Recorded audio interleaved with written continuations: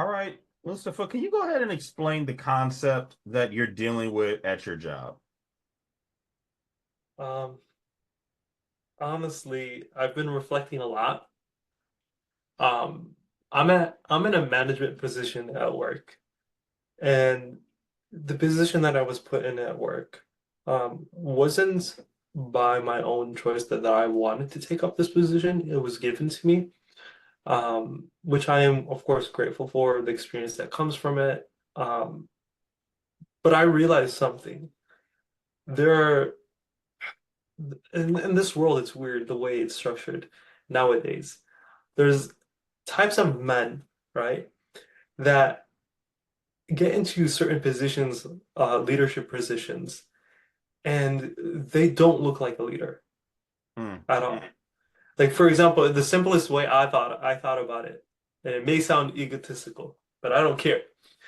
It's like I can outbench my own manager. I can physically hurt him, even by looking at him. I can be intimidating, you know. And there's something deeper to this. If we actually think about it, there's something deeper to this. What I'm trying to say is that how there's a hierarchy in the world of men, right? If you are someone who is physically strong, mentally strong, experienced, um, so on and so forth, like you have the skills to lead a people. The people will want you to be in that position. We will want to follow you. We want to be around you. You are our role model, as they would say, right? Because other guys would look up to you.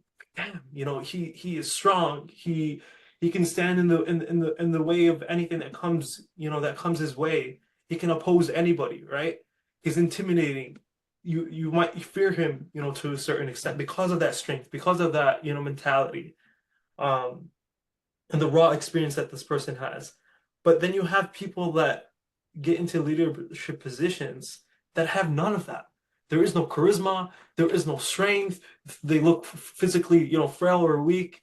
And it's like, I don't think of myself better as anyone, but it's when you're standing in front of people like that, it's like, you can't help but think, is this really a leader? Is this really someone I want to follow? And this is one of the problems that has happened with the formation of modern companies and Hmm. nonprofits is you Yeah. have men that display passive aggressive tendencies and they Mm. talk to men in a way in which in any other scenario this could have led and probably would have led to a violent confrontation. 100%. So you have a guy talking down to a man, not just in a way of like, hey, I need you to do a better job, but it's reminiscent of the way like a parent-child relationship would look. Mm. And so many times there's issues that a man will have towards his family or towards his significant other. It's because he's dealing with a situation like this and he doesn't know how to explain it to another person where Mm. he is feeling his masculinity being challenged usually by another man. It could could be a woman, but it could be another man.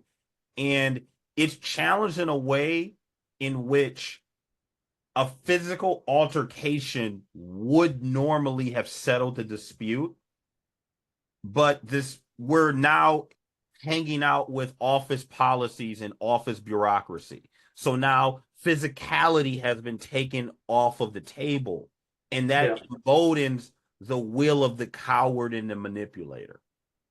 And so many companies don't realize that you have to get people like that out of position or power because their presence, the way they talk to individuals, leads them on a path of destruction because men and it's usually men, but I've also talked to some women clients that have to deal with this too. But usually women, it's a lot more passive aggressive. It's passive aggressive and reputation destruction. Mm. But with men, it's a lot of snide comments between each other, Taken or so. or another man challenging you in a way that would have led to a physical confrontation. But Exactly. either way, you got to get these guys out of position of power because either it's going to be a fight or more likely than not, individuals like yourself are just going to go work for another company because you're not going to be quote unquote insulted on a daily or weekly basis by somebody that in any other stream of life they would be afraid of you. Yeah. Is that a fair estimation? No, that's a fair assessment. 100%.